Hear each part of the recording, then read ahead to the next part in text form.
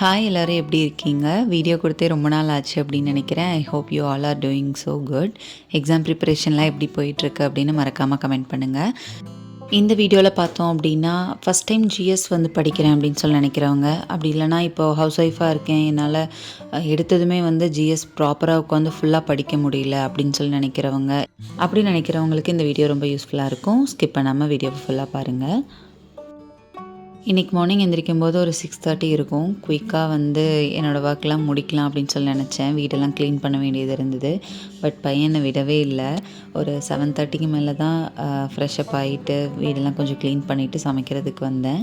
சமைச்சு முடிக்கிறதுக்கு எனக்கு 8:30 ஆயிடுச்சு. அதுக்கப்புறம் பையனுக்கு ஃபீட் பண்ணிவிட்டு இதெல்லாம் முடித்து எனக்கு படிக்கிறதுக்கு அப்படின்னு சொல்லி உட்காரும்போதே மணி வந்து ஒரு 10:30 மணி ஆயிடுச்சு. அதுக்கு முன்னாடி இந்த ஜிஎஸ் லெசன்ஸை வந்து நான் ஷேர் பண்ணிடுறேன். இது என்ன அப்படின்னு சொல்லி பார்த்தோன்னா, ஃபஸ்ட்டு நம்ம ஜிஎஸ்ன்னு எடுக்கும்போது நிறைய சப்ஜெக்ட் இருக்கும்.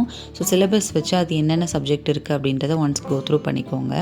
ஒரு 7 டேஸில் ஒரு பேசிக்ஸ் மட்டும் எல்லா சப்ஜெக்டில் இருந்தும் ஒரு சின்ன நாலேஜ் நம்ம எடுத்துக்கணும் அப்படின்னு சொல்லி நினைக்கும்போது இந்த 7 டேஸ் சேலஞ்ச் வந்து ரொம்ப உங்களுக்கு யூஸ்ஃபுல்லாக இருக்கும். இப்போ ஃபஸ்ட்டு வந்து ஜென்ரல் ஸ்டடீஸில் பாலிட்டி எடுத்துக்கிட்டோம் அப்படின்னா, ஃபஸ்ட் நம்ம என்ன தெரிஞ்சுக்கணும், இந்திய அரசியலமைப்புனா என்ன, அதுக்கப்புறம் அந்த 25 பார்ட்ஸ் இருக்கும், பகுதிகள், அட்டவணைகள் இருக்கும், அந்த 12 அட்டவணைகள், அதுக்கப்புறமா முக்கிய கூறுகள்னு ஒரு டாபிக் இருக்கும். ஸோ இதை மட்டும் இப்போதைக்கு பேசிக்காக பார்த்துக்கணும். ஸோ இதுக்கப்புறமா வந்து நிறையா இருக்குது பாலிட்டிக்குள்ளே.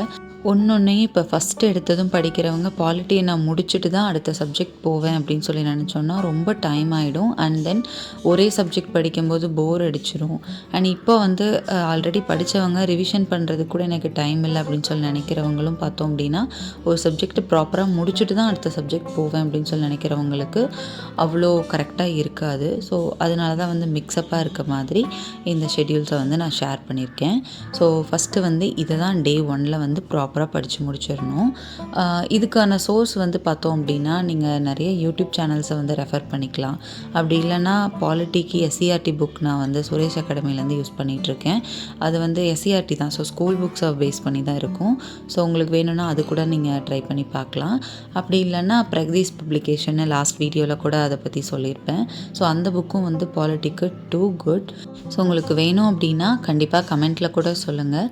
இந்த டாபிக்ஸ் எல்லாம் வந்து எந்தெந்த ஸ்டாண்டர்டில் கவர் ஆகுது அப்படின்றதையும் நான் சொல்கிறேன். ஸோ நான் ஏன் இப்போது என்னோடய டெஸ்ட்டு ஷெட்யூலை விட்டுட்டு இடையில இது ஃபாலோ பண்ண போகிறேன் அப்படின்னு பார்த்தோம்னா, எனக்கு ஜிஎஸ் அன்னன்னைக்கு வந்து ப்ராப்பராக கம்ப்ளீட் பண்ண முடியல. இடையில எனக்கே வந்து ஒரு டவுட் வந்துருச்சு. ஸோ இப்போ வந்து நம்ம ஜிஎஸ் ப்ராப்பராக தான் போயிட்டுருக்கோமா அப்படிங்கிற மாதிரி. ஸோ இந்த 7 டேஸ் நான் வந்து அகெயின் நான் பண்ணியிருக்க இந்த ஷெட்யூலை வந்து முடிச்சுட்டு அதுக்கப்புறமா நம்ம ஜிஎஸ் பேலன்ஸ் இருக்க டாப்பிக்காக கவர் பண்ணலாம் அப்படின்னு சொல்லி தோணுச்சு. ஸோ அதனால தான். ஸோ இந்த நோட்ஸ் எல்லாமே வந்து பார்த்தோம் அப்படின்னா, நான் ஃபஸ்ட்டு பாலிட்டி படிக்கும்போது எடுத்த நோட்ஸு ஹேண்ட் ரிட்டனாக இருக்கனால இப்போயும் நான் எடுத்து பார்க்கும்போது ரொம்ப ஃப்ரெஷ்ஷாக இருக்க மாதிரி எனக்கு ஒரு ஃபீல். இப்போது இந்த ரிவிஷன் டைமில் எனக்கு இப்போது டைம் இல்லாத இந்த ஷெட்யூலில் வந்து பார்க்கும்போது இப்போ நான் டக்குன்னு இதை எடுத்து ஒன்ஸ் ரீட் பண்ணேன் அப்படின்னாலே எனக்கு ஞாபகம் வந்துடும். கொஞ்ச நேரம் தான் ஒரு டாபிக் கிட்ட தான் கம்ப்ளீட் பண்ணியிருந்தேன். அதுக்கப்புறமே வந்து பையன் முழிச்சிட்டான். அதுக்கப்புறம் அவன் கூட தான் வந்து டைம் போச்சு. அதுக்கப்புறமா ஈவினிங் போல் தான் வந்து நெக்ஸ்ட்டு டாபிக் வந்து போனேன். ஒன்ஸ் இதை ரீட் பண்ணிவிட்டு எனக்கு டெஸ்ட் பேட்சில் நான் இருக்கங்காட்டி அதில் போயிட்டு ஒரு தடவை டெஸ்ட் போட்டு பார்த்தேன். ஸோ ப்ராப்பராக இந்த டாபிக் எல்லாமே இன்றைக்கி நான் கம்ப்ளீட் பண்ணிட்டேன். இதுக்கப்புறமா மேக்ஸ் வந்து கொஞ்சம் நேரம் ஈவினிங் பார்த்தேன். அதோடு வந்து அந்த டே கம்ப்ளீட் ஆயிடுச்சு. இதே மாதிரி 7 டேஸில் ஜிஎஸ் வந்து ஓரளவுக்கு கவர் பண்ணுற மாதிரி உங்களுக்கு டாபிக்ஸ் வேணும் அப்படின்னாலும் மறக்காமல் கமெண்ட்டில் சொல்லுங்கள். நான் அடுத்தடுத்த வீடியோவில் வந்து போஸ்ட் பண்ணுறேன். நெக்ஸ்ட் வீடியோவில் மீட் பண்ணலாம். தேங்க்ஸ் ஃபார் வாட்சிங். பாய்.